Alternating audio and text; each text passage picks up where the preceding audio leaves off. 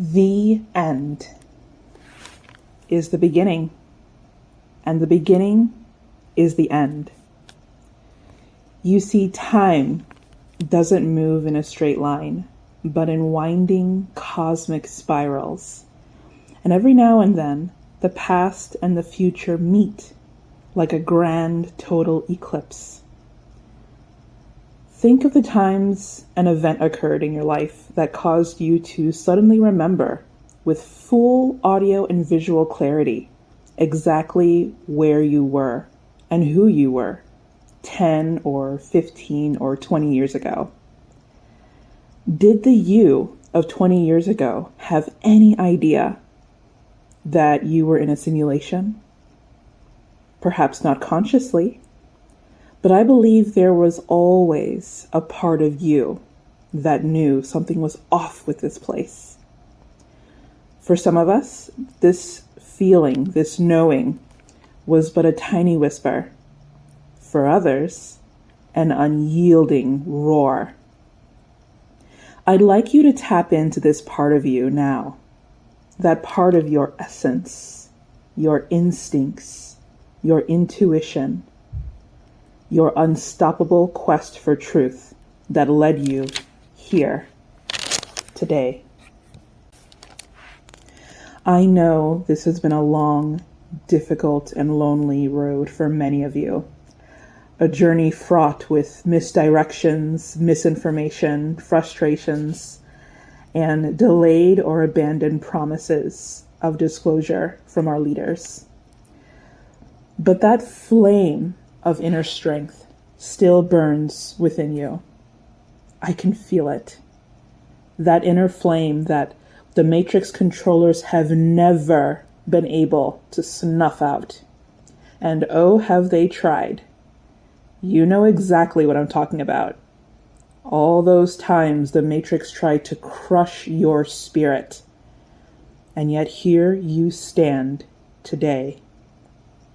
It is an honor to stand with you. This presentation will be rather difficult, for what you are about to hear will reveal just how cruel the Archons are towards humanity and each other. Gather up that inner strength, because it will soon become alarmingly clear that based on the decisions you've been making the past 5 years, and the decisions you will make in the next 5 years, well, the time has come. You're either getting out or going down. Whoa, you let your feet run wild. Thomas, come as we all go down.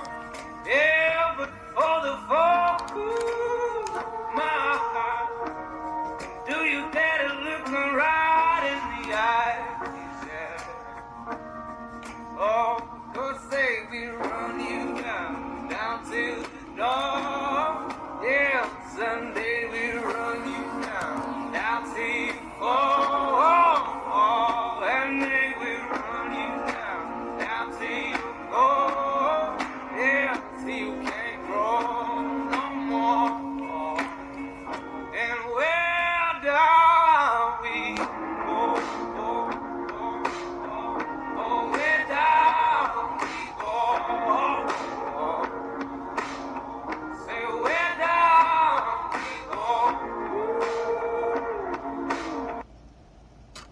I vote that song as the end of the world song. Comment below what you think would be a great goodbye song for the world, for humanity. Don't put any links because YouTube's gonna hide your comment, but just put the song title and the artist. But it won't just be a goodbye song for the world. It'll also be a goodbye song for the demiurge himself. That's right. He's not making it out of this. The black hole that is closing in on the solar system is going to engulf him, and he can't download himself into the next simulation. This is his last rodeo, And he's been making it known, if you've noticed, for the past couple hundred years. He's been making it known how furious and angry he is about his current predicament. Yes, this simulation is ending. Otherwise, the Archons and the various factions wouldn't be scrambling to get us into the new one. And it has caused a lot of betrayals, let's say, and infighting among the various human factions, alien factions, as well as the Archons themselves. They have split. Some were loyal to the Demiurge, some abandoned him because he's not making it out. Why do we need to go down with you? When the Demiurge became aware that his time was coming to a close, he wanted everyone to be destroyed with him. Everyone, the Archons, all the various factions, all of humanity, the entire solar system. Some of the Archons disagreed with this. They saw no reason why they should be destroyed. They worked very hard to achieve their status as an Archon. They weren't about to see it end now. So there was a split among the Archons, and some of them decided to turn against the Demiurge. They plotted against the other Archons that were trying to bring in an asteroid known as Apophis to hit Earth. 4 of the 7 Archons tried to thwart this plan because they need Earth in order to eventually download themselves to the next simulation.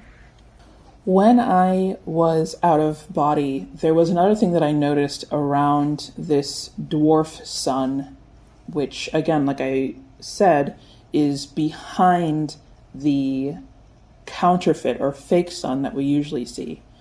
Behind it is a dwarf sun, the real sun, and that sun is surrounded by what looks like a sort of Dyson sphere.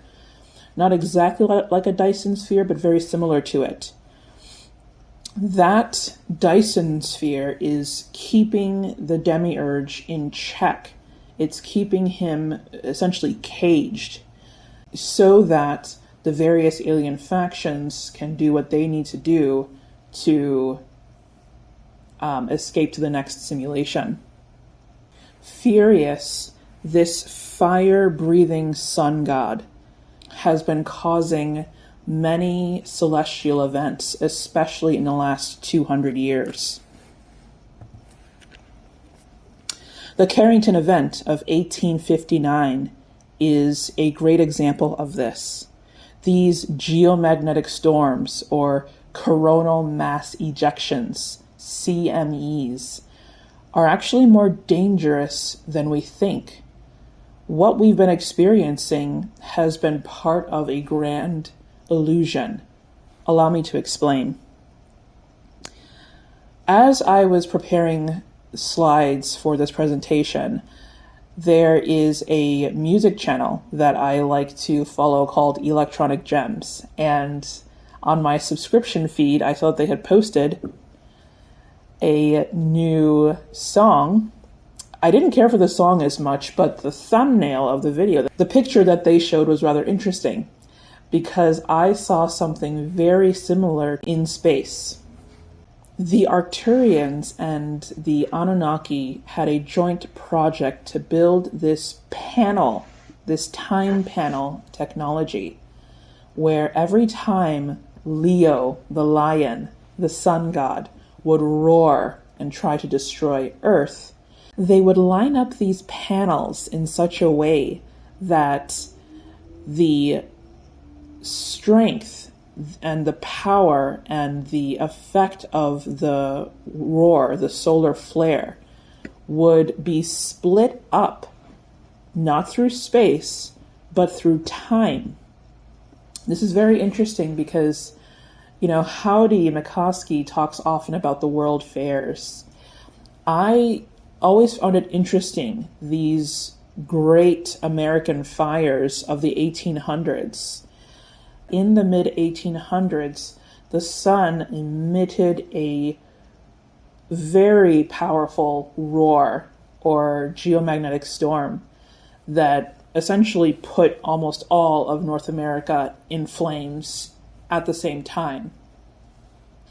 But instead, what we experienced was that great big firestorm split up into several cities at different times. And the technology that was used to do this, to facilitate this, were these time panels.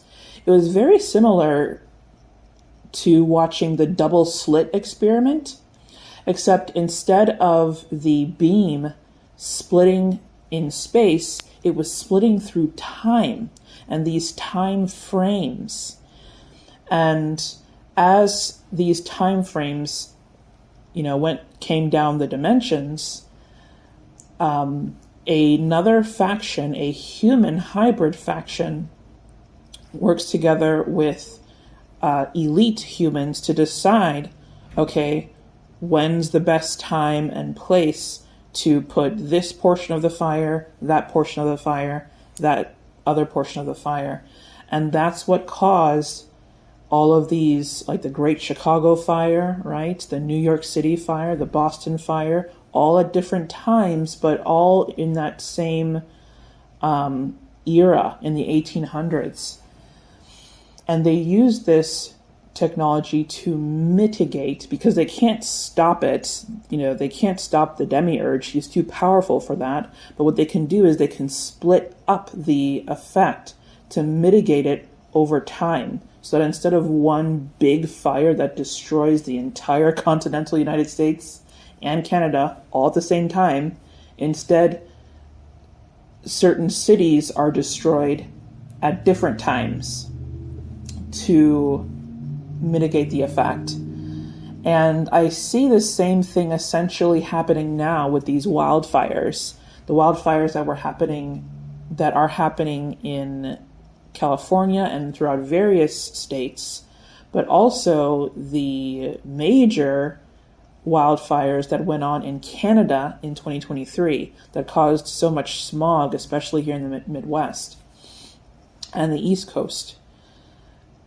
The same thing essentially is going on, where the sun, which has been in solar max, but not only is the Earth's magnetic field protecting us, but these time panels are protecting the Earth. But not because, the Anunnaki cares about us, but because they want to preserve the infrastructure for the simulation that they are building so that they can get out of here. The main point is the demiurge is not making it out of this. He is dying. His strength is diminishing, and he's getting desperate. This summer, especially in July 2025, is going to be a peak of solar max. So expect more auroras and events, but it's not necessarily climate change and hotter weather that's causing these fires. It's these top secret multidimensional projects that are splitting the effects of the sun's rage, right? God's rage, the demiurge's rage, so that we are feeling it in bits and pieces rather than entire continental areas being wiped out by flame. Because they still need us, the majority of humanity who's on the bottom of the pyramid. They still need the bottom of the pyramid functioning so that the top of the pyramid can lift off when it's ready to.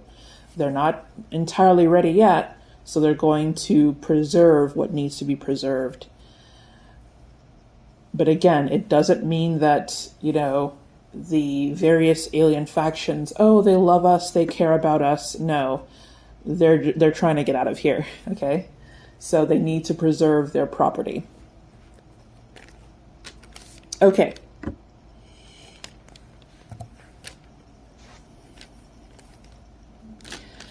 Now, the Endgame is going to be carried out in 5 phases. Phase 0 to phase 4. Phase 0 was the pole shift that occurred between 2009 to 2019. During this time, the poles shifted a complete 360 degrees. Now, during this decade, a lot of people, let's just say, woke up to the unreality of our reality. This shift caused a lot of changes on multiple levels of the simulation that stirred, rocked, moved a lot of people's spirits and multidimensional selves. And a lot of people felt that. A lot of people had spontaneous out-of-body experiences, usually just maybe one or two. Some people had spiritual awakenings that caused them to seek answers. But a lot of people woke up at some point during this decade, especially. They woke up to the multidimensionality of our environment. And the goal of this was to shift timelines.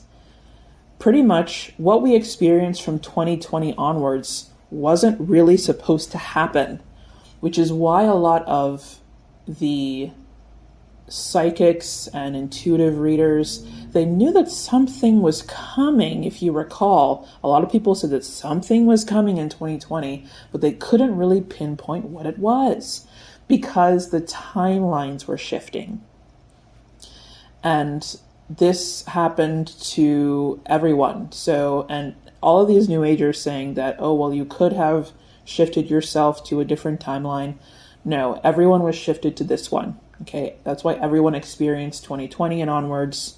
There's no people that disappeared and they're in some other reality where 2020 never happened. No, everyone's here in this one. So the pole shift began in 2009. And if you recall, in 2009, we were all required to change our televisions from analog to digital if you hadn't already by that time. And any analog TV was essentially shut down. This was crucial because if you kept your analog TV on and going, you would have noticed some really weird and strange things on your television screen due to the pole shift. And these weird things would have been creepy things like communicating with entities, seeing entities, and hearing voices, seeing images that didn't really make sense.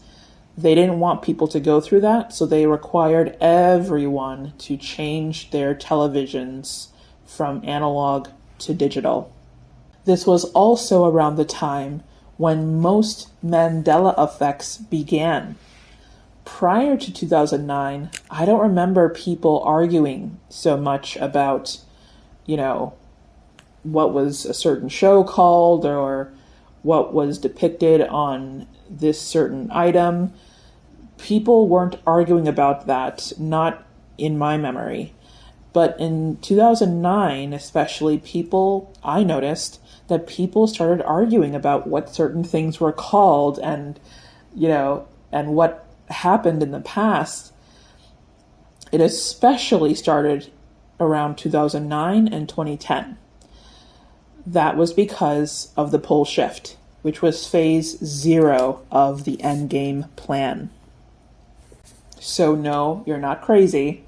Things did shift. The timeline did shift. And some people remember it, some people don't. The next phase, phase 1, is going on now. So this is the biblical apocalypse. So the biblical apocalypse follows the plan of the 4 horsemen. But the same faction that mitigated the sun's rage and fury to break it up into pieces, that same group, that same multidimensional group, also worked to dampen or mitigate the effects of the biblical apocalypse, the 4 horsemen. So you recall the first horseman was on a pale horse, wearing a crown, who brought plague. So we all know what that was, right? The 2020 pandemic. Now, notice, however, that yes, unfortunately, the immunocompromised especially were affected by this, but it wasn't like what people thought it was going to be. It wasn't like half the world's population died, right? So that was done on purpose. 2020 could have been much worse than it was. The same thing is going on with the other three horsemen. So I can't remember the order now, but I think the next one was the horsemen that brought famine. Instead of experiencing straight up famine and drought, we're experiencing higher food prices and inflation. So it's very inconveniencing, and a lot of people are struggling. But for the most part, especially in developed nations, most people still have a fridge full of food, even though it's costing them more and more every time they go to the grocery store.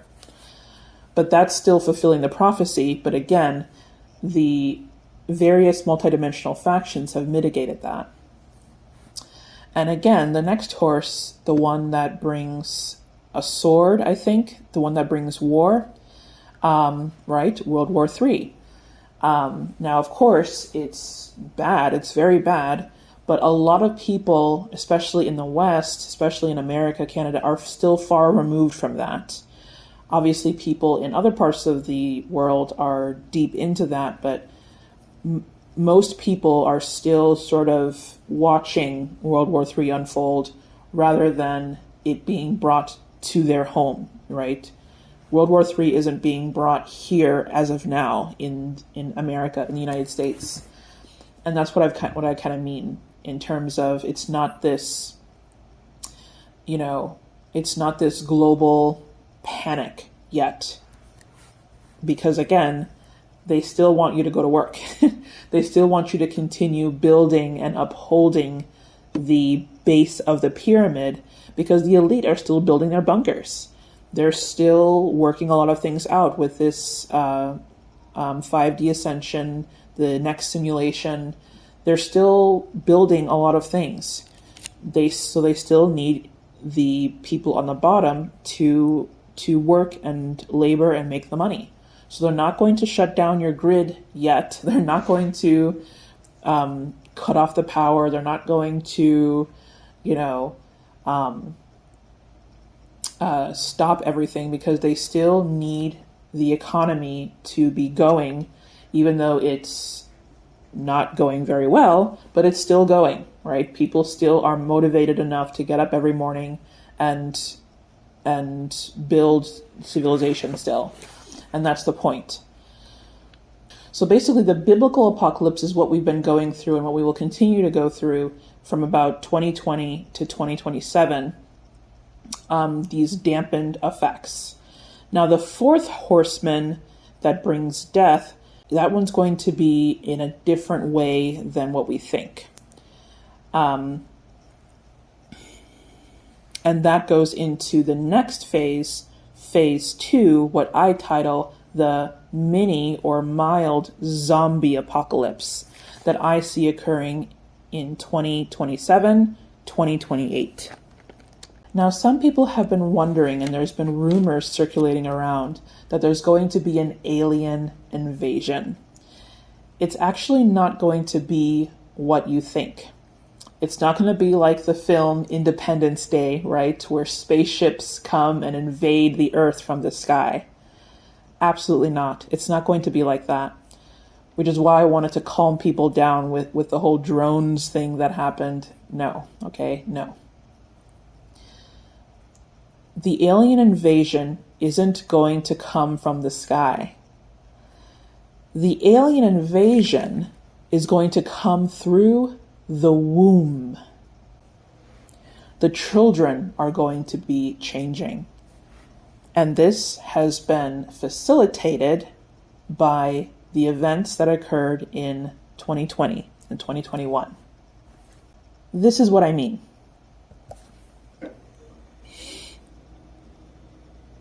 Now, when I first saw an image of a virus or a bacteriophage when I was in university, I remember that day very clearly, sitting in class and the professor pulling up an image like this.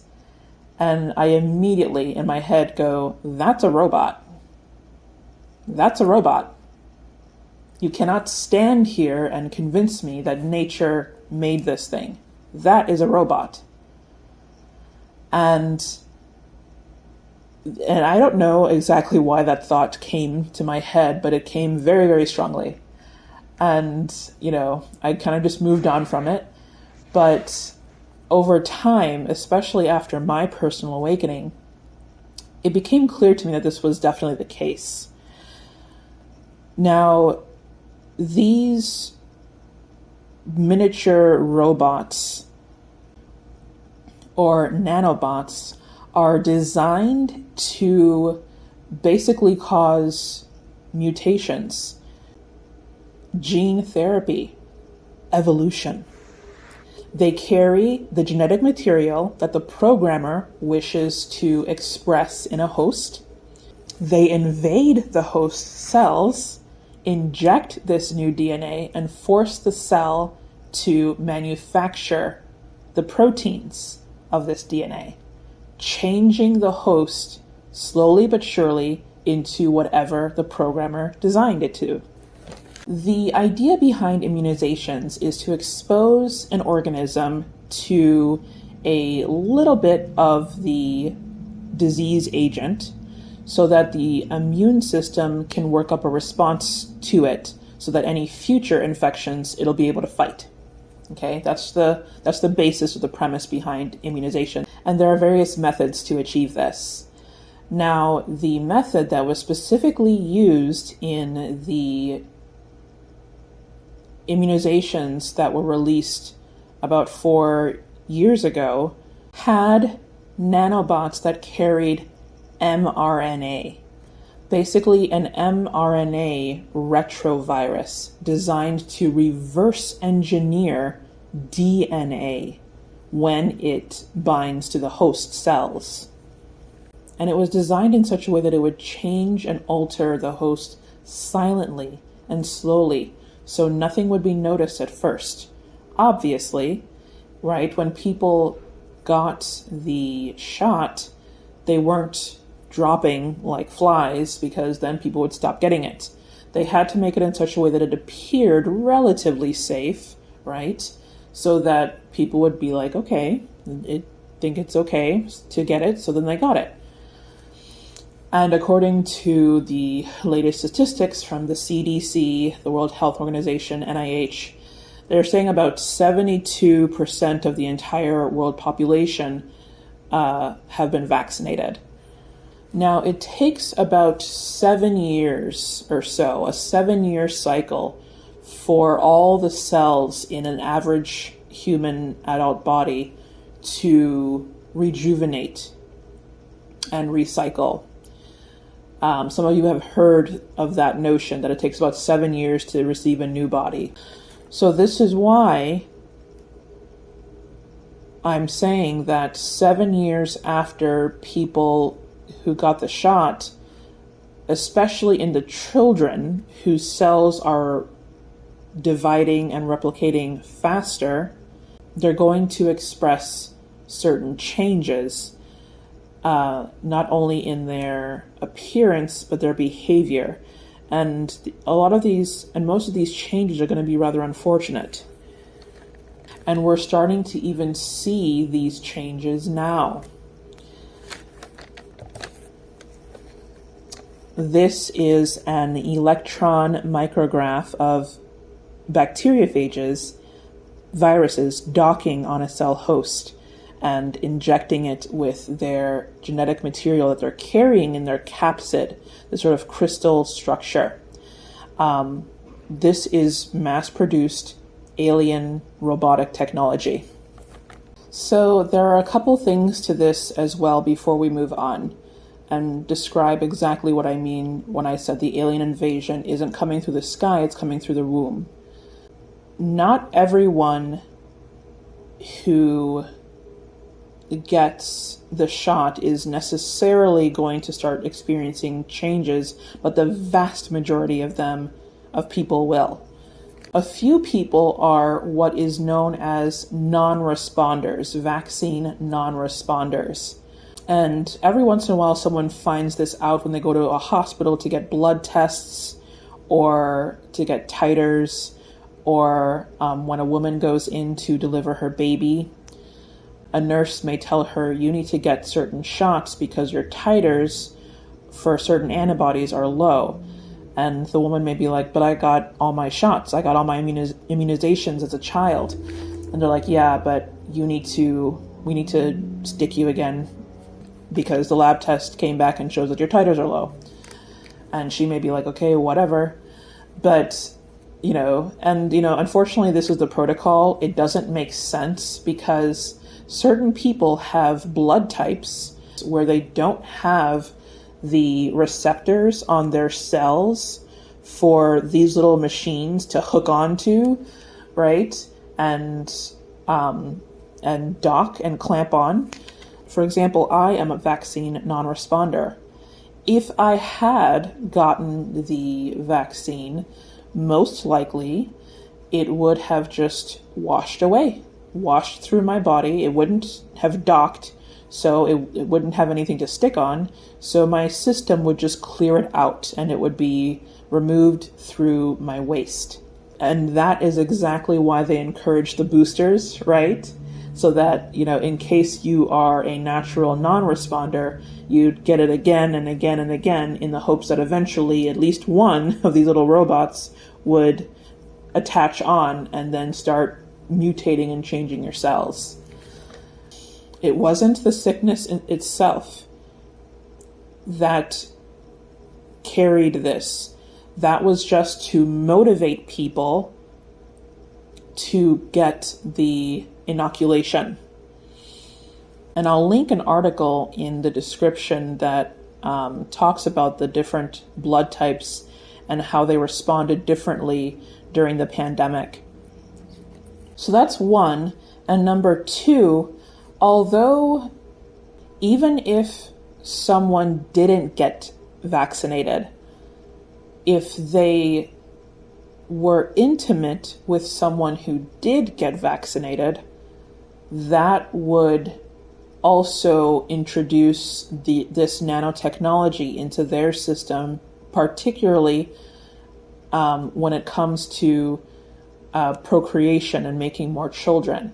Again, this goes back to what I was saying before about how the alien invasion is mainly coming through the womb. It's not going to be spaceships invading us in the skies. It's going to come silently and over time through the womb. I have worked with a couple people in my sessions who unfortunately told me that although their daughter didn't get vaccinated, their son-in-law did. And their daughter is starting to feel symptoms now, and I've even worked with someone whose daughter actually died for the same symptoms, the cardiac issues that some women are facing after they get vaccinated. But wait a minute, she didn't get vaccinated.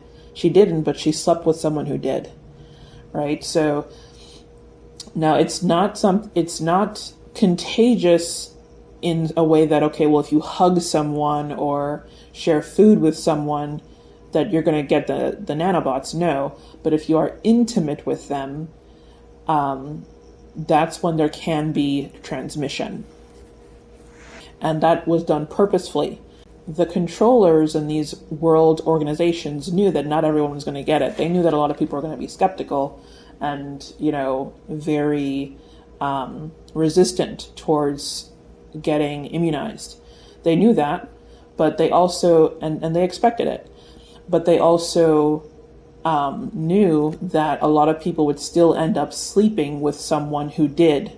And that was the point, because again, the alien invasion isn't coming through the skies, it's going to come through the womb.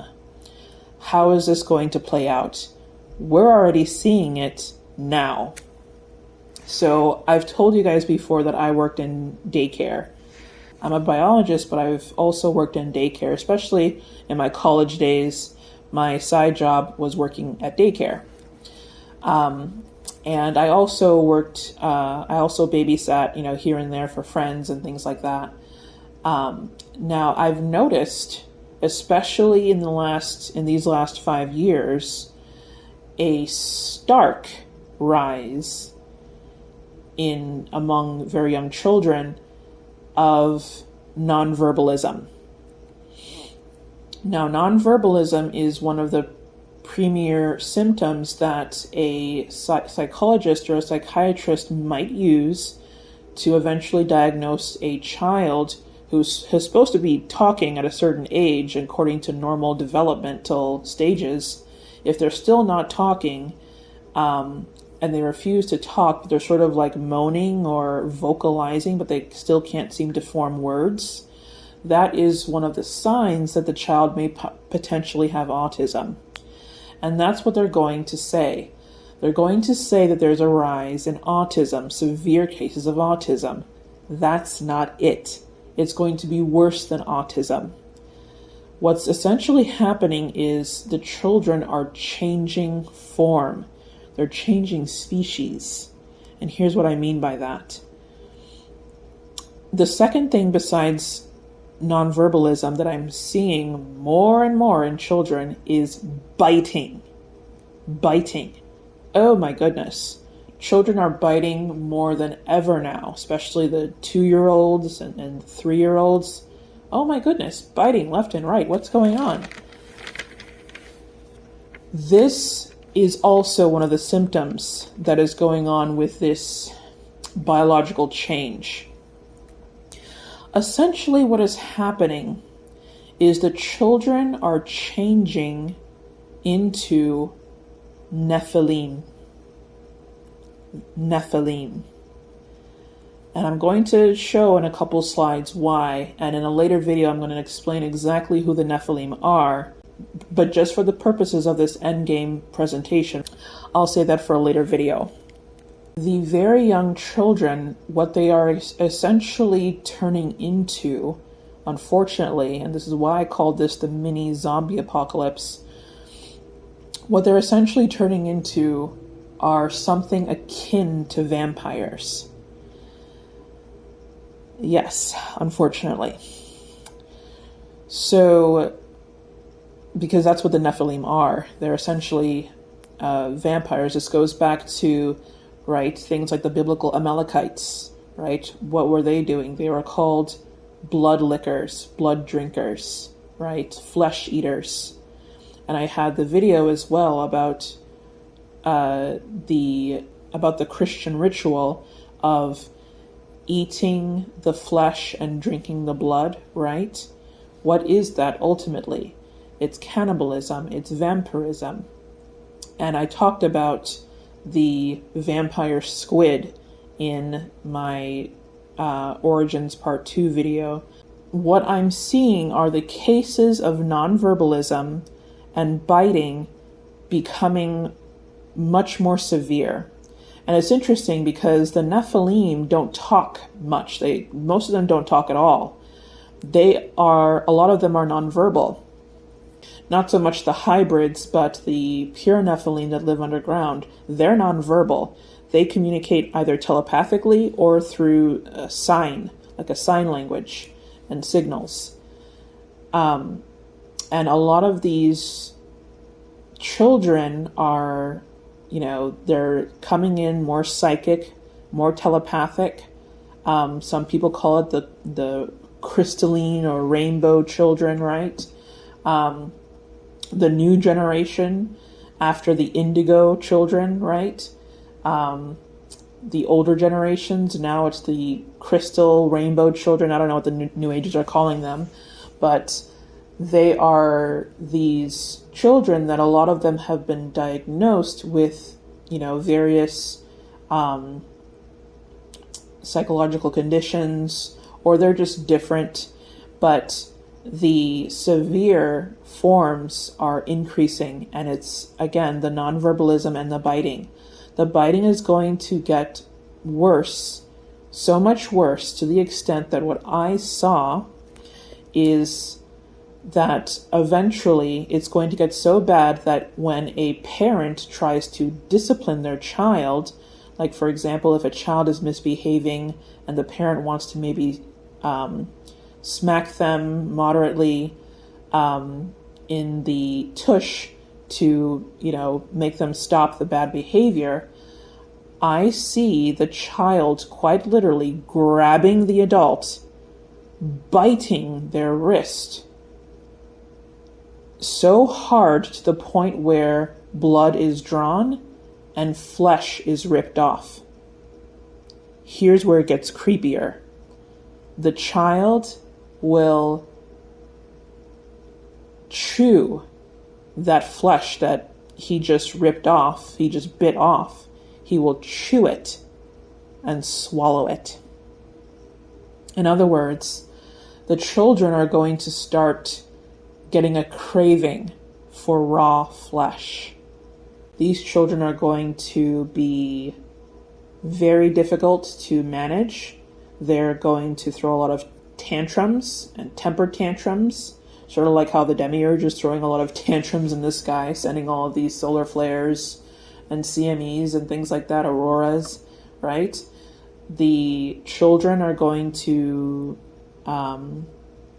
be more aggressive, harder to manage. They're not going to want to be disciplined. They're not going to want to behave. They're changing, and they're changing faster. They're the first ones that are going to start showing these more extreme changes, especially in 2027, 2028. Another thing that some people are going to notice, premature graying of the hair. Even though they're not prematurely aging, but their hair is going to start graying. And a lot of them are just going to decide, you know what, I'm just going to dye my hair silver and white.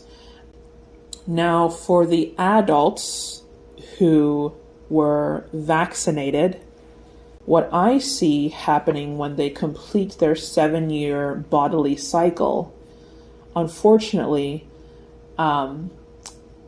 it's not going to be mass death, but it's not going to be pretty. I see their extremities, the very tips of their fingers and the tips of their toes starting to turn black and rot.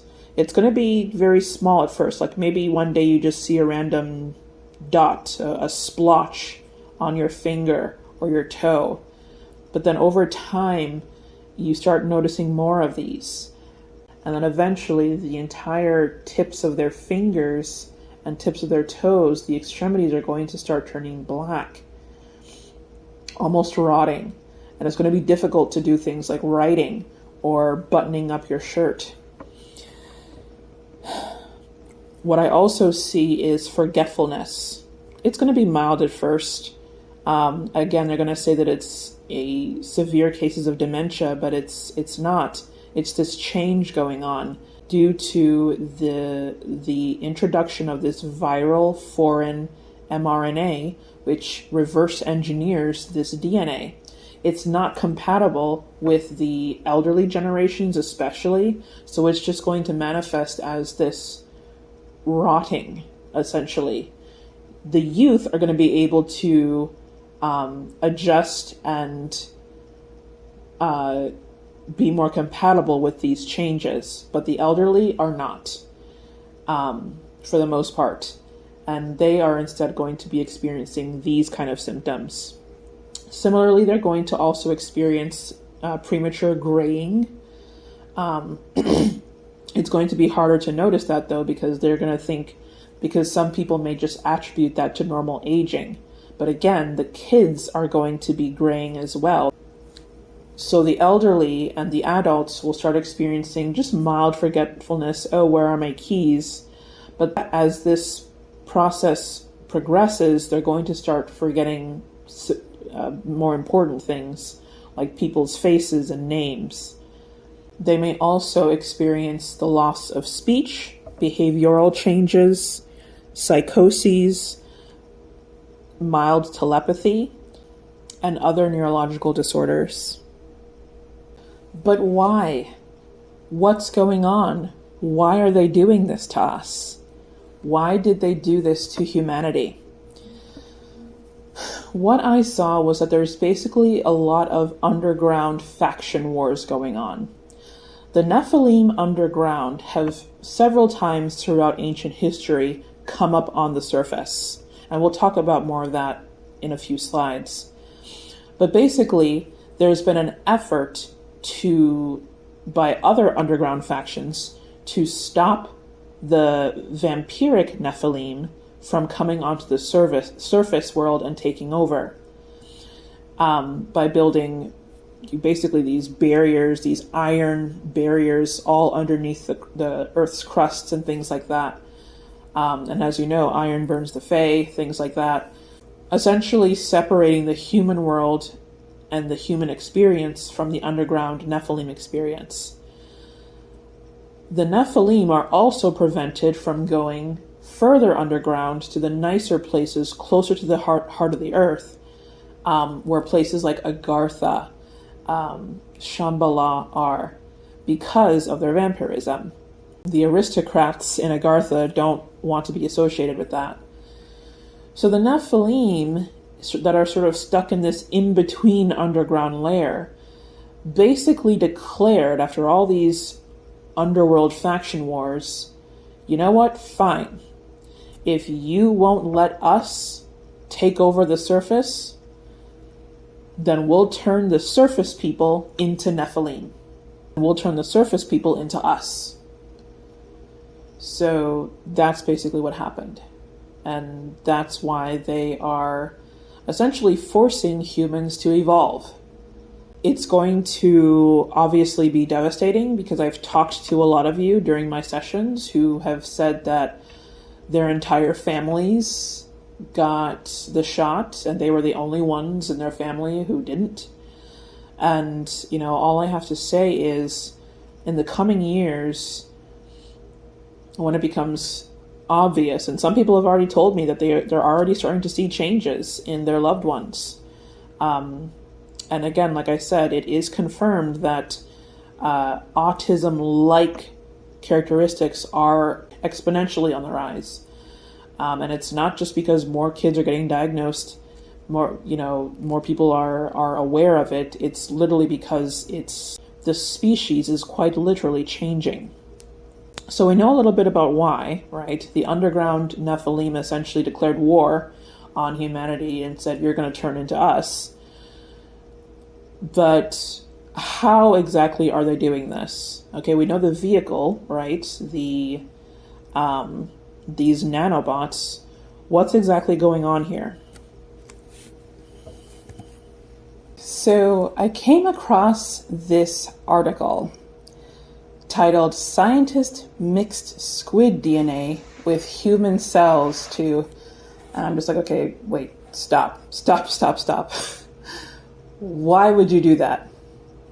Why would you do that? Like, why? This is what I call a mad scientist, right? It's like, there comes a point where you shouldn't just do a science experiment just to see, can we do it, right? You have to think as well of the moral and ethical implications of that. At least that's what I think.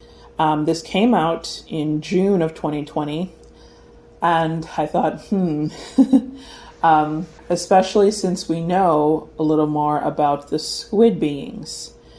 Now, they were doing this to see if they could essentially cause transparency in human cells, because a lot of the squid are transparent, as you can see in the pictures here. Squids are cannibalistic. They do eat each other. And now notice a couple things in these pictures, not only how transparent or translucent they are, but also the contrast in their eyes between the whites of their eyeball and the very black eyes, the iris. This characteristic of being translucent, almost transparent, and having a very stark contrast between the whites of their eyes and the blackness of the iris, was noted in the Quran, the Islamic holy book, as well as their secondary scriptures, the Hadith. They are known in Islam as the Hur al-Ain. The Hur al-Ain are these celestial beings that have these characteristics. Could the Muslims of early Islamic Arabia have been speaking about the squid? I showed in my previous presentation the elongated helmets and crowns and headpieces that all kinds of cultures wear, but also the Muslims. I think that the squid beings are exactly who they were referring to. The Quran mentions these beings, the Hur al-Ain, these shiny, transparent ones, 4 times in their actual scriptures, and they are detailed more in the Islamic secondary scriptures, the Hadith. And here's a couple examples. The smallest reward for the people of heaven is an abode with 80,000 servants and 72 huris, or Hur al-Ain, over which stands a dome decorated with pearls, aquamarine, and ruby, as wide as the distance from Damascus to Yemen.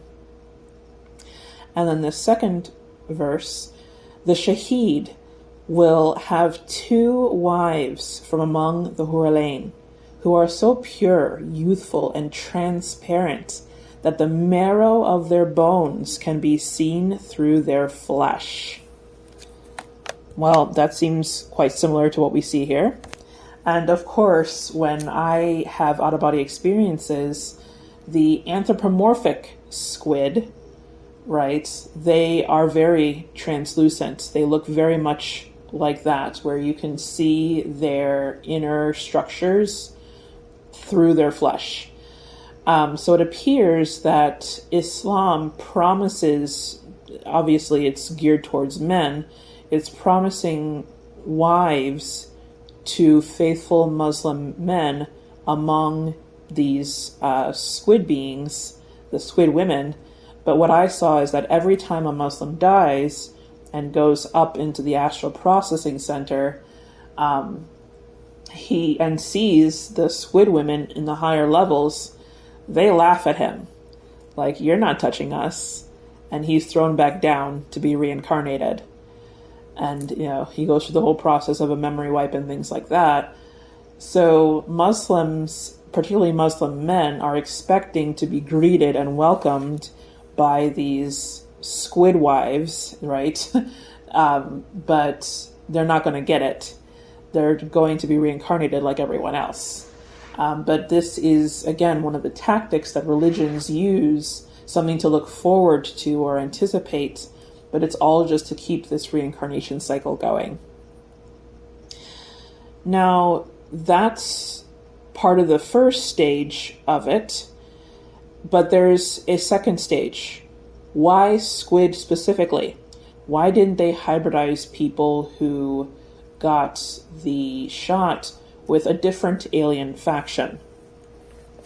Well, it's particularly because the squid beings are very compatible. Their biochemistry, their constitution is compatible with cybernetics. And I will explain why in the next slide.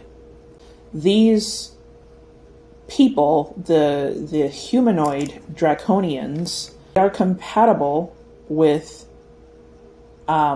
technology, cybernetics, robotics, bionics. They are compatible with cybernetic augmentation of their bodies. And that is part of this long process of eventually changing humanity, this multi-step process of changing humanity's DNA to make them compatible for the upcoming cybernetic and robotic changes, which is going to be the next phase, phase 3 of the Endgame. And this is supported in the Bible as well as theosophy. Now, in theosophy, there's this concept of root races. The final root race, the seventh root race, if you read the description, in my opinion, I interpret that as clearly cybernetic. They're going to be a cybernetic people. And it's the final stage of the evolution of humanity. Not a cybernetic race that is coming, again, there's not going to be some alien invasion in the sky, but a cybernetic race that people are becoming. And that's facilitated, again, by the contents that were within that vaccine. All right, let's look at some Bible verses that can support this proposal. So in the book of Revelation, it prophesies that in those days, the last days, people will seek death but will not find it. They will long to die, but death will elude them. What do they mean by that? They're talking about the artificial immortality that's going to come with these new cybernetic bodies. So after the vampiric changes, after that is going to be the cybernetic changes. The vampiric changes are essentially just an in-between step for the next phase. When people become cyborgs, they won't be able to die. They'll have more strength and speed, of course, but they won't be able to die. They won't be able to make too many decisions for themselves. They'll still have some free will, but they'll be more diminished because now they have this thing in their head that can receive radio signals, commands. So, but they're also going to be still self-aware. So they're going to be like, okay, well, I'm being told to do something and I can't control myself to stop. That's going to be the saddest part. They're going to be fully aware of this. And another sad part is that they won't be able to taste the sweetness of fruit or smell a pleasant aroma anymore because the new cybernetic bodies won't come with those kind of features. So they'll still be consciously aware, but they won't have the human experience that they're used to. This is corroborated in 1 Corinthians 15, where it is described there are heavenly or celestial bodies and there are earthly bodies. The glory of the heavenly bodies is different from that of the earthly bodies. Our earthly bodies, which die and decay, will be different when they are resurrected, for they will never die. Our natural human bodies sometimes disappoint us, but when we are raised, the new bodies will be full of glory and power. Now, most people will interpret this as it's talking about your spirit, but this is actually talking about the rapture. Christians will think that they will be raptured and they will be given new heavenly robes. The New Agers call this 5D ascension, when they will receive their 5D bodies. The 5D bodies, all the channelers have been telling you the same thing, that humanity will shift from 3D carbon-based organic bodies to 5D silicon-based crystalline bodies. Silicon is the material that's used in, obviously, Silicon Valley to build tech. The new bodies, the 5D bodies, the heavenly robes will be cybernetic. And by the time people figure that out, the Christians and the New Agers who are going to fall for this, it's going to be rather too late. Now, before we get into phase 3, the cybernetic portion of this, let's go back to exactly what the Nephilim were up to and why they wanted humanity to forcefully evolve against their will and knowledge. So A lot of people were called conspiracy theorists in the beginning when they were talking about the whole Wuhan lab leak theory, right? But of course, now, many years later, they do acknowledge that they were doing gain-of-function research at the Wuhan Institute of Virology. And it's funny because some individuals, like this person here, Ralph Barrick, are kind of shooting themselves in the foot by saying, oh, well, it's still not technically gain-of-function research because we over here at the University of North Carolina, Chapel Hill, are doing research experiments making chimeric viruses. And I'm like, what? That's worse. Chimeras. Oh my goodness. Again, this mad scientist thing going on with mixing squid and human DNA. You know, it's like, what? But anyway, I wanted to know specifically what was going on under Hubei province, where the Wuhan lab is. I've told you guys before, whenever something strange is going on the surface, look underground. Underground, underground, underground. What did I find underground? I told you guys before to remember Emperor Wu of Han and the Xiongnu in the video where I introduced the concept of the squids and the draconians. Now, Emperor Wu of Han was a 2nd century BCE emperor who drove out the Huns, or the Xiongnu. And again, this is going back to that whole red versus white conflict that's been going on since the beginning of, draconian history, apparently. But when the emperor drove out the Xiongnu, let's just say they never got over that. They went underground and continued to ferment an eventual rise, a victorious return to the surface world. And they have many times. The emperor reigned during 2nd century. This was 100 years after the Great Wall of China began to be built. What were they building that for? They had a vampire problem as well. It wasn't just regular raids and, just to protect the Silk Road. They had a problem with these very tall, giant beings who would terrorize the cities. And there's legends about this throughout Asian lore. Now, the underground has several layers, and a lot of the secret societies are in operation. I've mentioned before, just briefly, about certain factions like the Black Dragon Society of Japan and the Tibetan Green Dragon Society. We'll come back to those in a bit. Within underground Hubei province, there are various criminal organizations. Underneath that are more military and research facilities.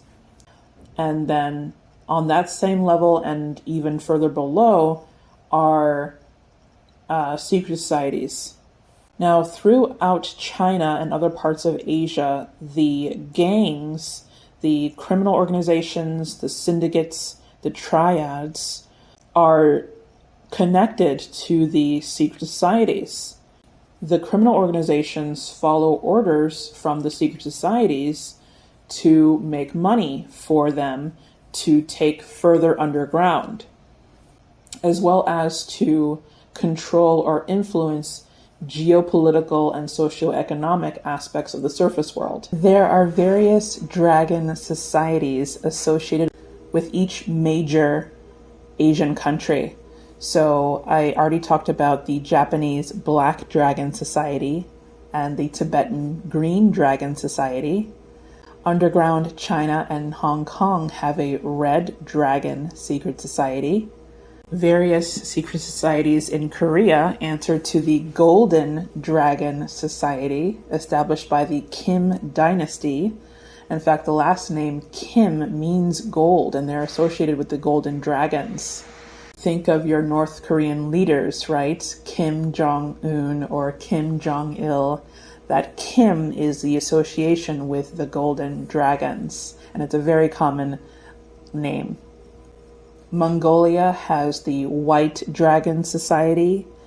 The Philippines has the Blue Dragon Society underground.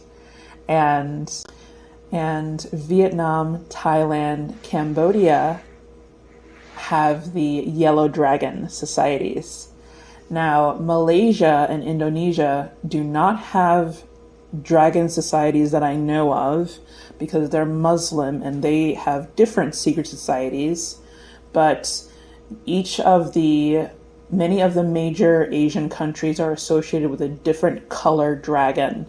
And again, they each have their own clans and hierarchies, and they know about each other. And they work together in this vast underground interconnected syndicates and organizations that are involved in weapons trade, drug trafficking, human trafficking, but they're also involved in the military, the government, and like I said before, of course, other secret societies. And they're very much in interaction with the Western underground secret societies and the Western governments. Many of these Eastern secret societies, including the Dragon Societies and the Lotus Societies, are associated with Pure Land Buddhism. The Pure Land in this Buddhist sect is basically the promised land. It's this underground paradise that they aspire to one day live in if they clear enough karma and do well during the reincarnation cycle. Certain underground beings have essentially promised the humans who serve them, if they diligently obey them, that they will give them some sort of ticket or access to the Pure Land. So I know it's getting a bit complicated with all these different societies and factions and things like that. Overall, the main point is there are these underworld faction wars, these Nephilim wars going on underground. Now it's interesting because we were told that it was a Chinese bat, right, that started this whole thing. And interestingly enough, ironically enough, it was, but not in the way that you think. When I saw this individual in underground Hubei province, he was a bat man, a vampire bat. Essentially, people who got the shot were inoculated with this Nephilim individual's DNA, which is going to essentially turn humanity into his children, if you will. In his megalomaniac supervillain mind, that's how he is thinking he is going to essentially change and control humanity by essentially turning them into him. This individual is one of the many underground princes that I call the Merovingians in the West, and in the East, I call them the Chinese Dragon Kings. Now, these Chinese Dragon Kings look the same as the Merovingians, pretty much. They are tall, usually have fair to tanned skin. I noticed that the Western branch tends to have more tannish skin, whereas the Eastern branch has very stark, pale skin. They have long white hair or silver hair. And I am convinced that they were the inspiration of many characters that are found in Japanese anime, cartoons, comics, video games, series, movies, shows, because it's throughout multiple stories. these characters that usually have powers, are very tall, and have long white hair. My first encounter with a being like this was in an out-of-body experience I had when I went underground here in the American Midwest, and I saw a man, a very tall man who had tannish skin, but he had this very, very white hair. He seemed like he was some sort of royalty. He had all these guards around him, and he was walking by, and then he stopped and met these humans. I'm not sure if they've been living there or if they were kidnapped from the surface, but this individual, this Merovingian, he had these powers, these abilities to control the branches and the roots of trees, and he used that power to make these tree roots emerge from the ground beneath him, literally crack through the rock and wrap around these people. And I think he was trying to squeeze the life out of them or something. And I was like, whoop, okay, I'm out of here. Okay. But the point is, these guys are merciless and you don't want to encounter them. A lot of different human secret societies and factions worship them because they think that they will have the key to getting further underground to the promised land and what is known in the East as the Pure Land. But the things, the activities that people need to do their bidding is awful. These are crimes against humanity. But obviously, these Nephilim dragon kings do not care. Remember, at the end of the day, their truest form are draconians. And although other alien factions like the Atlanteans, the Arcturians, and the Anunnaki, they want to build civilizations, of course, in order to enslave them. The Draconians, on the other hand, want to destroy civilizations, to consume them and devour.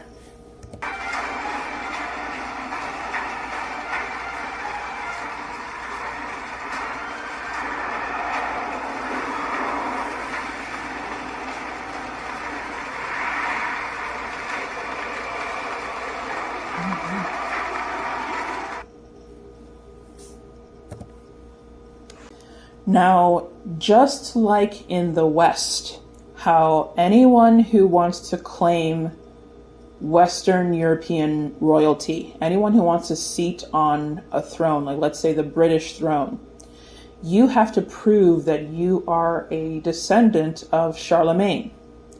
Now, Charlemagne was a Carolingian. The Carolingians are servants to the Merovingians. It used to be the Merovingians dynasty, but then it became the Carolingian dynasty. It wasn't an overthrowing like history tells us. It was just a changing of the guard because the Merovingians all wanted to go underground. They were granted permission to go underground. So they wanted the Carolingians to continue on maintaining their power. So just like how anyone in the West must prove that they are related to Charlemagne and the Carolingian dynasty, and indirectly, therefore, the Merovingians, similarly, anyone who wants to rule throughout Asia must prove they are direct descendant of the Chinese dragon kings in underground mainland China. This includes, even if you want to be an emperor of Japan, ultimately, you have to prove that you are a descendant of the Chinese dragon kings. So this includes emperors of Japan, the lords of Korea, the kings and queens of Manchuria, the royal dynasties of Mongolia, Philippines, Thailand, Taiwan, Hong Kong, everywhere. You have to prove that you are descendants of the Chinese dragon kings if you want that crown and if you want that throne. Anyone who is a Chinese dragon king must prove that they are the sons of the Southeast Asian vampire queens. Now, the Southeast Asian vampire queens are no longer in existence. They were wiped out. But in the ancient times, they dominated Southeast Asia. If any of you have heard of Praveen Mohan, he is one of these ancient alien or ancient astronaut theorists who is a devout Hindu, and he believes that many of the Hindu temples around the world are talking about extraterrestrial visitations. Now, he had a video where he showed a carving in Indonesia of these giant women in ancient Indonesia that hunted humans, the early man, for sport. These giant women were old hags that had these very large fangs and elongated earlobes. They would walk around terrorizing the early human settlements, and they dominated Southeast Asia. Their offspring became the Chinese dragon kings. So again, this relation to vampirism and cannibalism and human domination.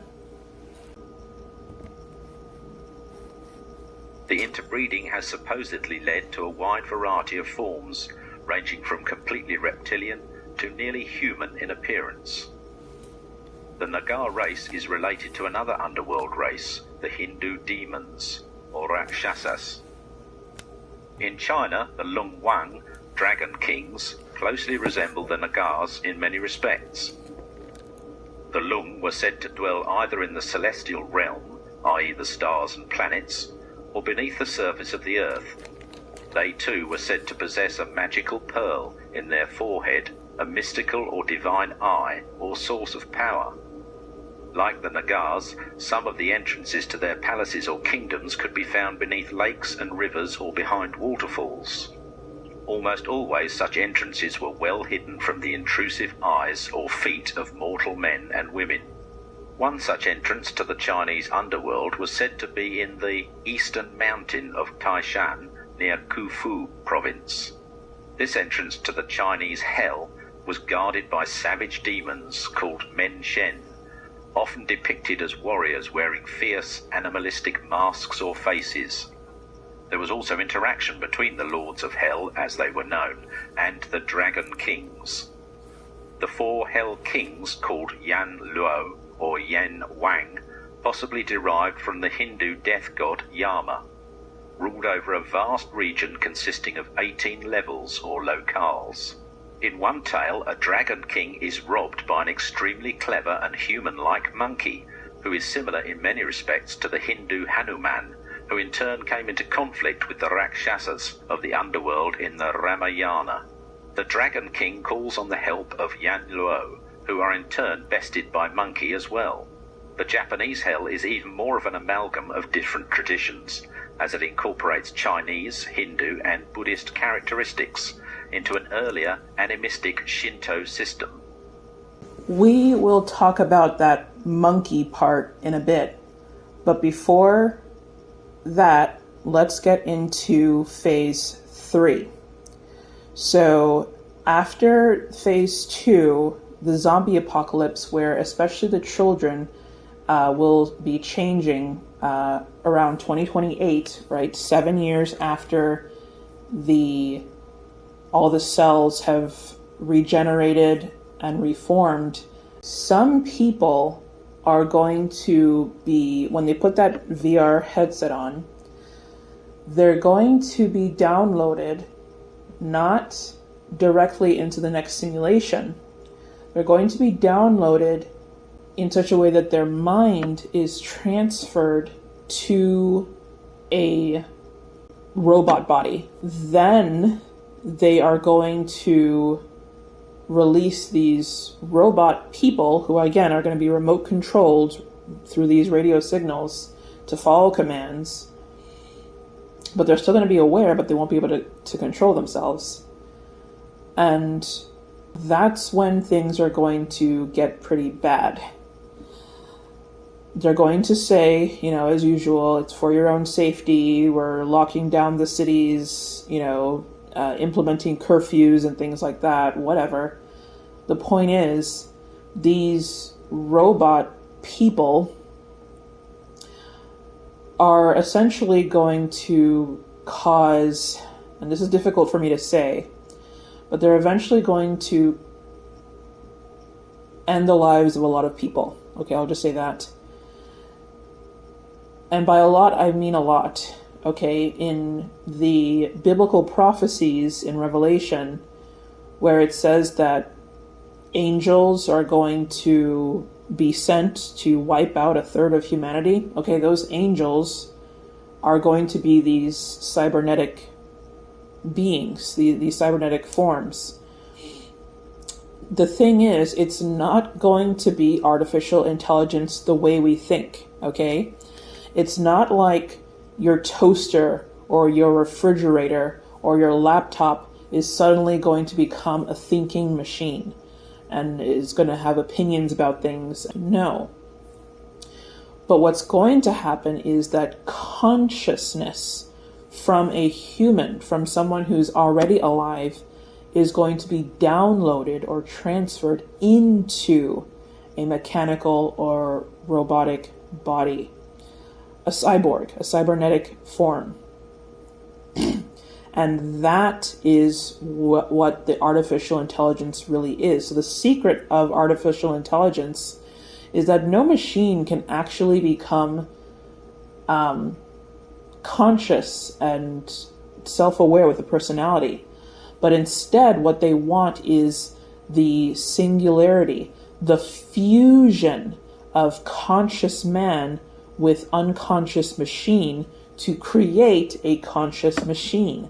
That's what the end goal of artificial intelligence really is, to fuse man and machine, so that the human still has a conscious mind, but just has an artificial body.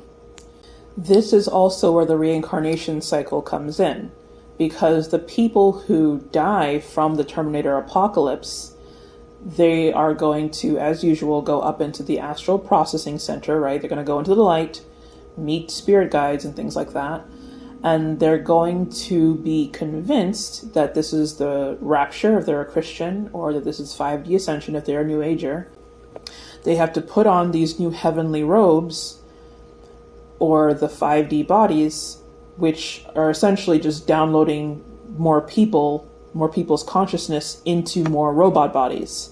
So these robots are going to continue being manufactured en masse, and they're going to keep being turned on, if you will, like come online, every time a human mind is downloaded into it. That's when the robot comes to life. Let's talk about artificial intelligence. In a recent op-ed column, you said, and I quote, "Success in creating artificial intelligence would be the biggest event in human history. Unfortunately, it might also be the last." Are you saying that robots are going to destroy humanity? And is that a scientific argument or the pitch for an amazing movie? There's a story that scientists built an intelligent computer. The first question they asked it was, "Is there a God?" The computer replied, "There is now, and a bolt of lightning struck the plug, so it couldn't be turned off." Holy shit, that's the most terrifying story I've ever heard. Yes. In the beginning, there was man, and for a time, it was good. But humanity's so-called civil societies soon fell victim to vanity and corruption. Then man made the machine in his own likeness.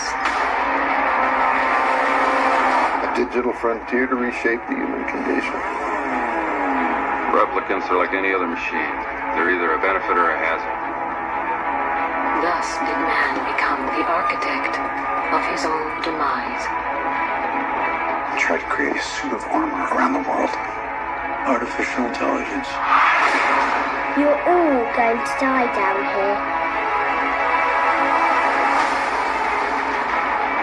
Human beings are a disease, a cancer of this planet. You are a plague. We are the cure.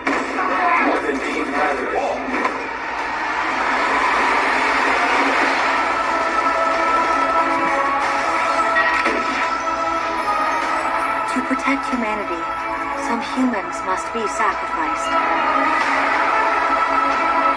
To ensure your future, some freedoms must be surrendered. What's the problem? I think you know what the problem is just as well as I do. It can't be bargained with, it can't be reasoned with, and it absolutely will not stop. I was designed to save the world. There's only one path to peace. Their extinction.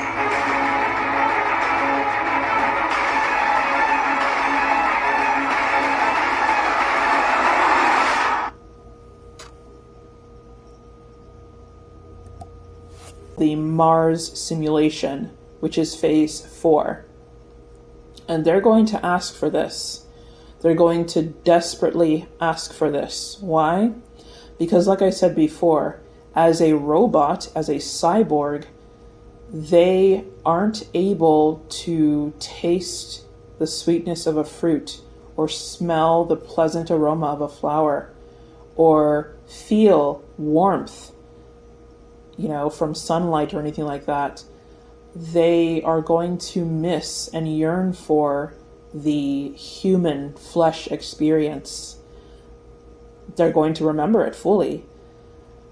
And they're going to be told by those same spirit guides, oh, well, you can't become a human anymore, right? Like we said, you graduated from the Earth school, but we will give you a new form. We will give you a new body that's going to be similar to what you experienced on Earth as a hominid, as a Homo sapien, but you will be a different species.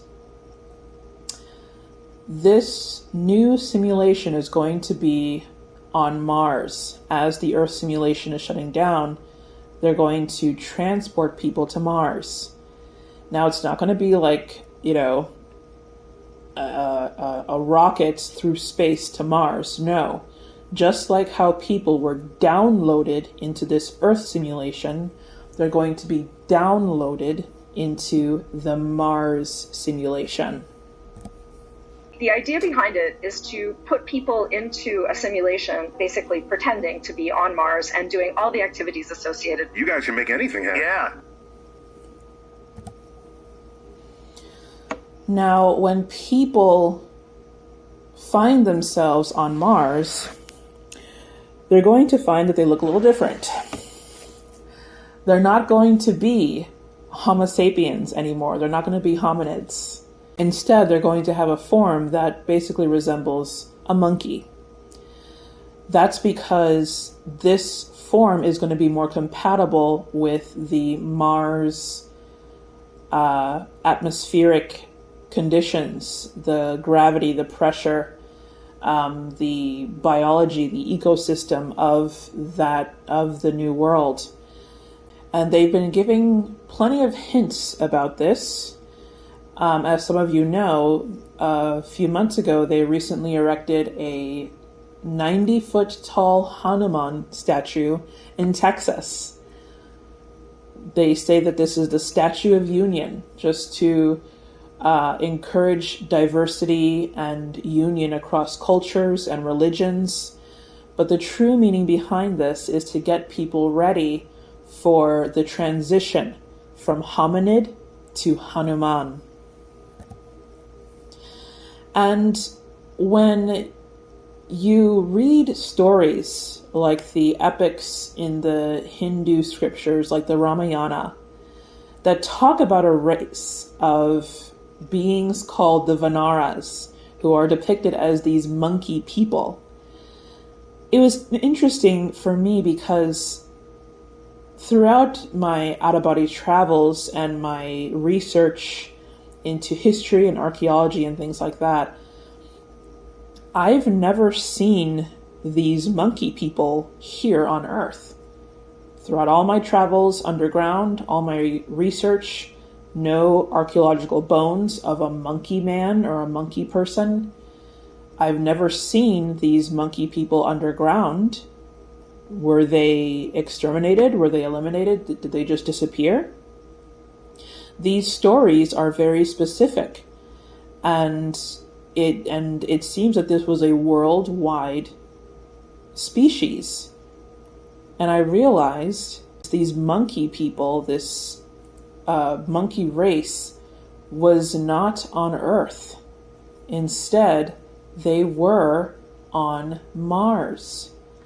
So when people are going to be downloaded into the Mars simulation, they're not going to be downloaded into the Mars of today, which is just this sandy, dusty, barren wasteland.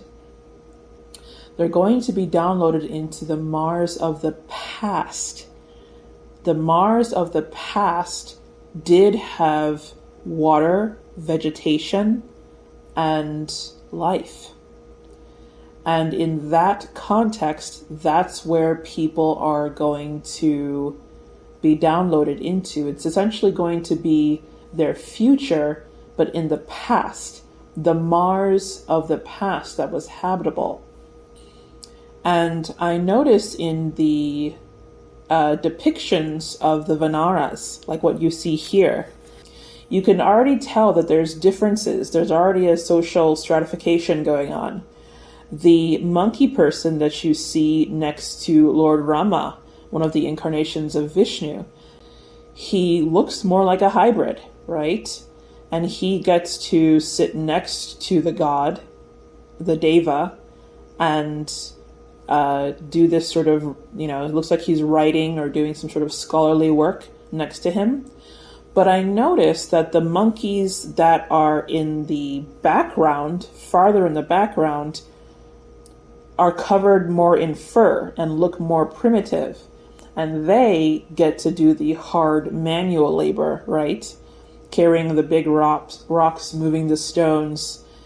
So you can tell that there's already a hierarchy even among them, right? There's going to be a very similar kind of social hierarchy, caste system, and stratification where the monkeys that look more like the gods, right, get to sit at their right hand and do more easier work, whereas the monkeys that are farther away, they get to do the more difficult labor. And the other point that I wanted to make about this was that, again, when I was looking underground, I didn't see any monkey people, but I did see other cryptids. I saw ape-like people underground. For example, in underground India, as well as underground United States, I saw the Yeti, right? The cryptid in the Himalayas. The Yeti is also throughout the Pacific, the Pacific west coast of the United States, underneath the Rocky Mountains, and going all the way down into South America with the Andes. They're underground, that entire mountain range, mining. And also Bigfoot and Sasquatch. Now, those beings cannot talk. They were never genetically modified to be able to talk. They were made from genetically modified gorillas. They don't talk. They can understand simple commands, but they mine and do tough labor underground. There's not many of them. Many of them have been replaced by robotics now. So there's not too many of them, but they are there. But nowhere have I seen monkey people. But that made me wonder, where is this story happening then? These stories of these monkey people, the legend of Lord Hanuman. I think that what was happening in stories like the Ramayana is they were trying to preserve this knowledge, this prophecy, but it was relayed as the story of the past. It's kind of convoluted because it is the past in terms of, again, linear timeline, but in terms of what humans are going to experience, it's going to be their future. The ones who agree to this because they agreed to the robot bodies, because they agreed to the 5D ascension, because they agreed to the shots, because they were just following orders. And so that would be the completion of the phases. And what's essentially happening are the Draconians are going back in time to escape the black hole, to escape the simulation shutdown, and to download themselves into this next and final simulation. They can't go anywhere besides this. That will be the final yuga, the final cycle of time that they can ever be in. The problem is it's going to be longer than this one. So the people that download themselves into the next simulation, they're going to be stuck there for longer. If this one lasted for thousands of years, the next one is going to be 1,000,000 years. What's interesting, again, is that the legend of the monkey has been throughout popular culture.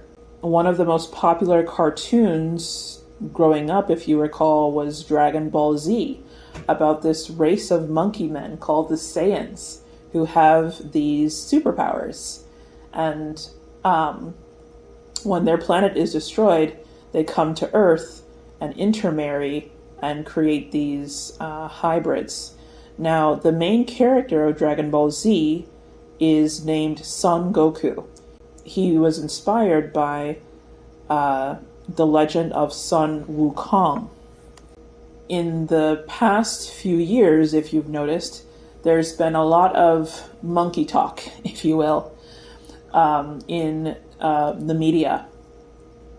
There's been multiple renditions of the Monkey King story. Apparently it's very popular in Asia, this legend. I hadn't heard about it until I started studying this stuff, but apparently it's this popular phenomenon. The most I ever knew, again, was just Dragon Ball Z, but I didn't know what inspired that. It was the Monkey King. It was the Monkey King. And there are so many Monkey King legends. The movies, right? Monkey King Hero is Back. The Monkey King 2, there's probably a Monkey King 3, I don't know. But Dev Patel last year made a movie. He directed a film called Monkey Man. And I haven't watched it yet, but I want to because it looks pretty cool. But I really like Dev Patel. He acted in the film Chappie, which was about artificial intelligence, and he played the role of a dev, a god, who created an artificial intelligent being. And it was just so profound, the discussions between the creator, right, the deva, and his creation, asking him why he created it.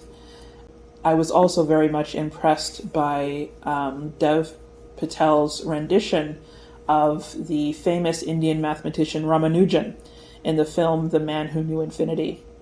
So I really like this actor, Dev Patel, so I am going to watch it, but I think that what's going on is subliminal predictive programming, where they're essentially getting people ready for this eventual monkey transition. Because again, like I said, when the people transform in phase 3 to the robots, they're going to desperately ask to be flesh and blood again.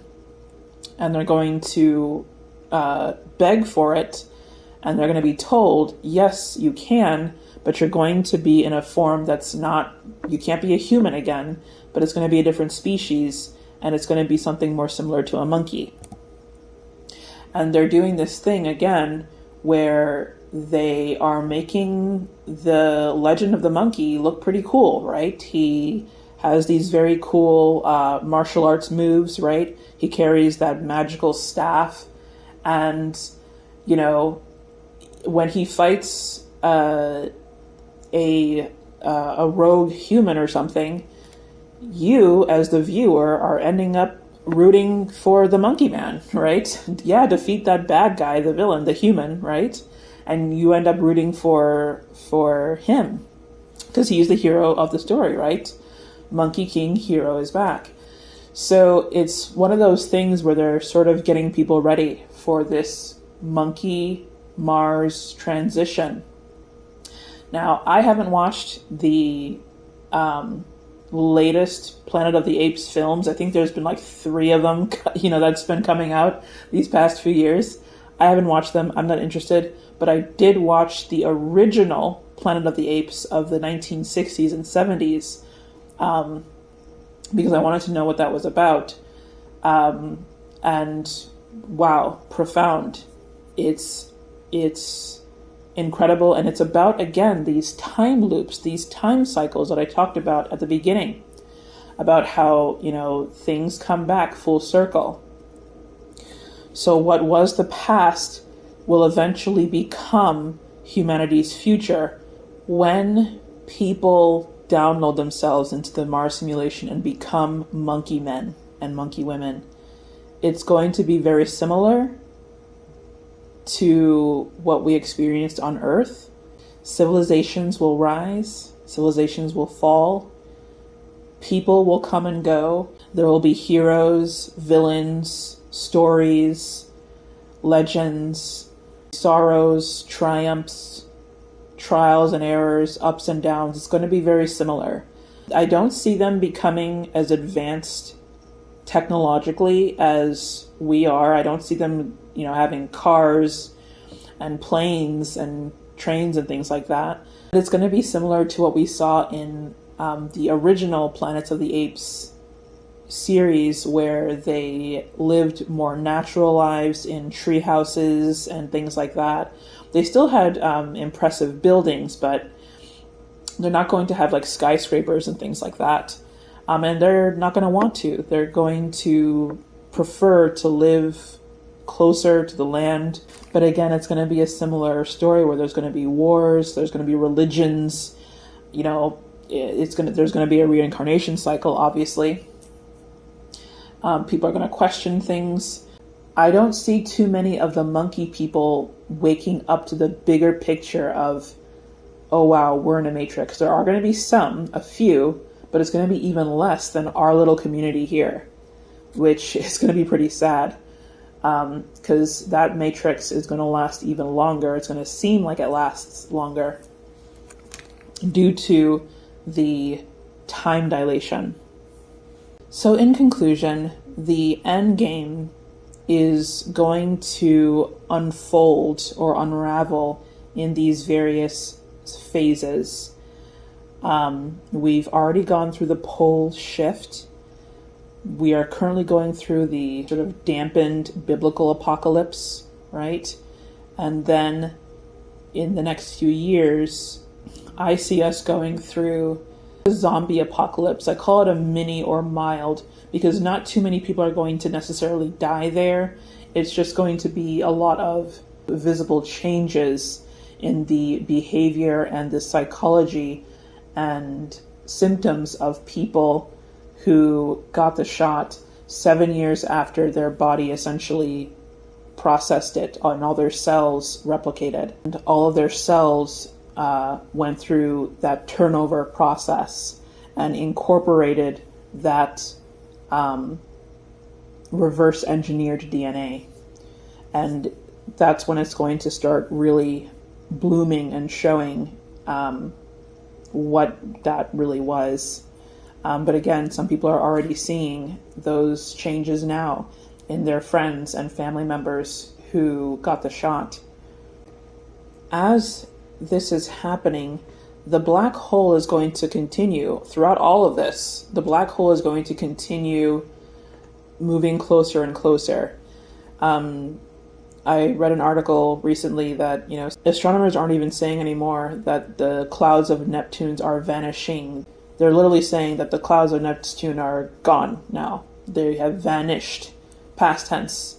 It's not, happening anymore. They're gone. So it's only a matter of time before Neptune itself goes bye-bye.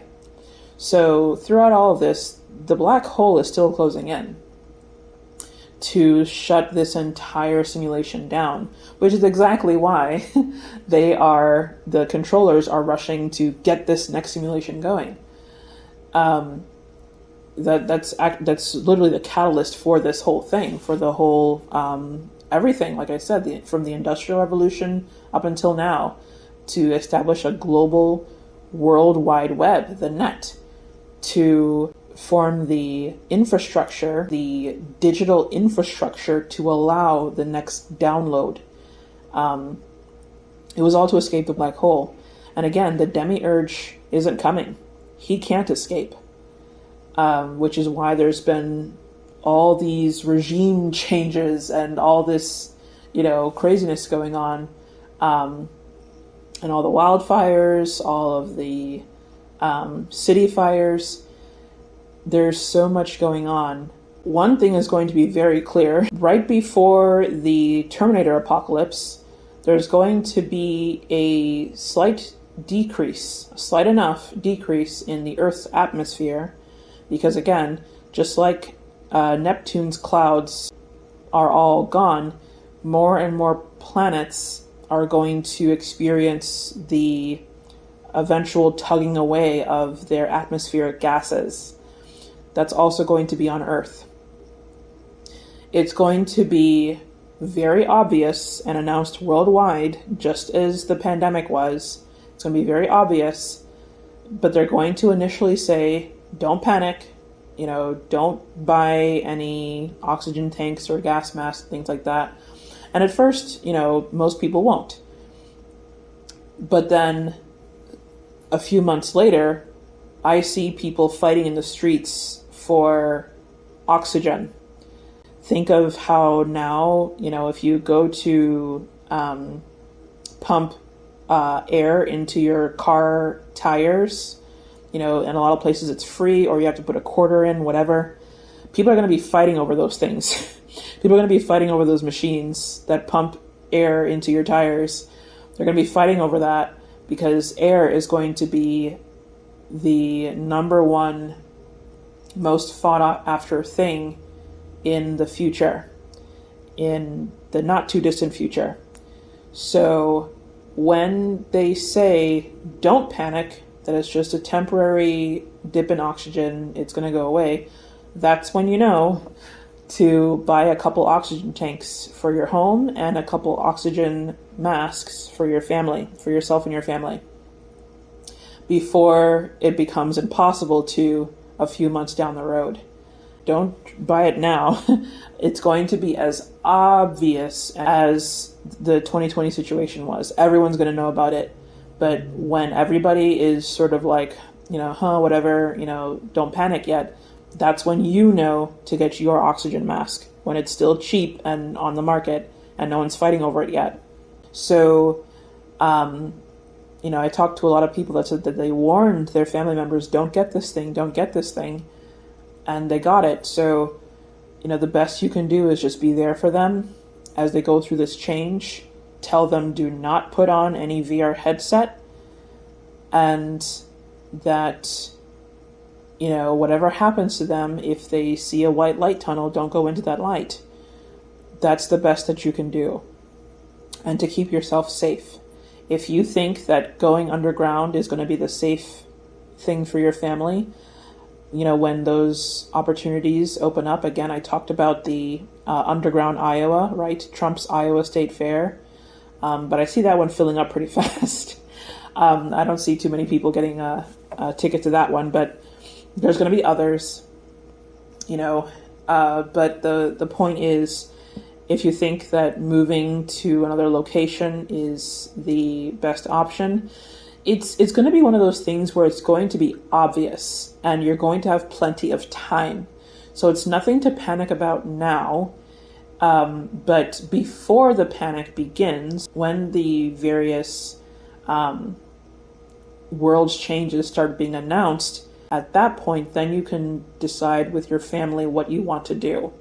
So there's definitely going to be a lot of changes, and especially in the late 2030s going on to the 2040s, there's going to be a lot of chaos. But if you were able to stand your ground in these past 4 or 5 years, you'll be able to stand your grounds in the coming years. So some people may wonder, how do we get out of here so that we can avoid being downloaded into anywhere? The number one most important thing is avoiding the white light tunnel. This is why I really promote out-of-body experiences, because having out-of-body experiences quite literally desensitizes the system to your energetic signature. When I was having spontaneous out-of-body experiences in the beginning in 2018, I saw that white light tunnel about 3 times, and there was a slight pull towards it, but I didn't go in, obviously. But but that's the thing. It's quite easy to resist as long as you know about it. But after those first 3 times, I've never ever seen that white light again. That way, when you actually die, you're not going to see that white light. This is going to be crucial. That way you have time to orient yourself and then go inward, underground, bypass all of the underground cities, don't get distracted. Just go down, down, down to the Earth's core. There's nothing that you have to find. It's just following gravity, Just keep going down. Eventually you'll get to the center of gravity, which is the Earth's core. Now, some people may ask, why go to the Earth's core? Isn't this all a simulation? Isn't it all fake anyway? Actually, the Earth's core, the central portal, is the only real thing in this fake simulation, in this false construct. Why? The archons cannot create. The demiurge cannot create. So how did they create this false matrix? They stole the seed, the core, which was the blueprint from a being that some people may call Sophia. The demiurge stole this core, this seed, this software engine, and built this false construct upon and around it. So the core, the Earth's core, is the only real thing in this false construct. That's why going through it, you emerge on the outside. Or you can just wait for the black hole. The black hole is essentially going to do the same thing. It's going to shut this simulation down, total system shutdown, and then everyone who is a true spirit or a true soul is going to emerge back on the other side. The real universe, where they were before all of these false constructs, all of the madness, and all of the time dilation. So what you're going to find is that on that side, not as much time has passed by, right? Perhaps only a few weeks have passed by since you were submerged into this subspace or false construct. That few weeks translated to several hundred lifetimes for a lot of people, right? But that's the time dilation, right? So it's going to be even worse for the next simulation. So basically do everything you can to prevent yourself and the people that you love from putting on the Neuralink VR headsets. Live your life to the fullest in the time that we have. But remember that it is a game. Don't get so caught up in the game that you select yes when prompted if you want to play the game again. I know it seems bad, but you have more power than you realize. The reason they bombard you with the fake love frequency, right, is so that you are compliant and you think that they're nice, so you're nice to them, right?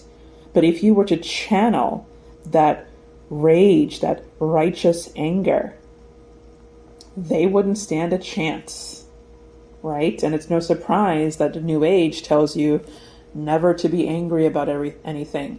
Be passive, be compliant, be in the receptive mode, because they don't want you to stand up for yourselves. They don't want you to channel that inner power and have no regrets. You did your best at life, and when your time comes, your business here is concluded. Don't let anyone convince you need to go another round. This is why I say intention alone isn't enough. You need to have a plan, a strategy. And I think that out-of-body experiences are a great way to help not only formulate a plan, but to test if it actually works. Because some things take practice. Sometimes when you try to materialize something in the astral realm, it doesn't work at first. But with practice, you are able to do all kinds of incredible things in the astral realm. You don't want to start practicing, right, how to materialize and do things, after it's already too late and, spirit guides are around you. You want to be ready beforehand. So I recommend practicing, and I plan to have some services on my website that's going to help you do just that. In the meantime, consider becoming a VIP or MVP member by filling out the membership form in the description. I plan to start having YouTube live streams hopefully soon. They were supposed to be started last month, but I was delayed. Members get discounts on all my services and sessions, as well as the opportunity for direct interaction with yours truly. I do have a new service available now, a 12-card spread.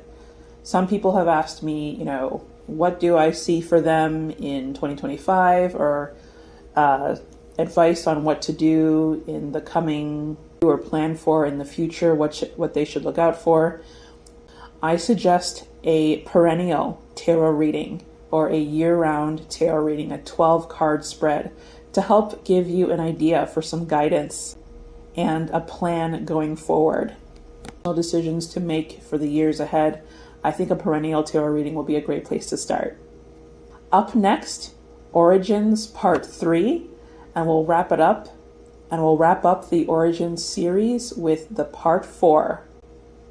My website is darkmystic9.wixsite.com/session. Please share this video if you found it informative. I will be back soon. You won't have to wait too long. Thank you.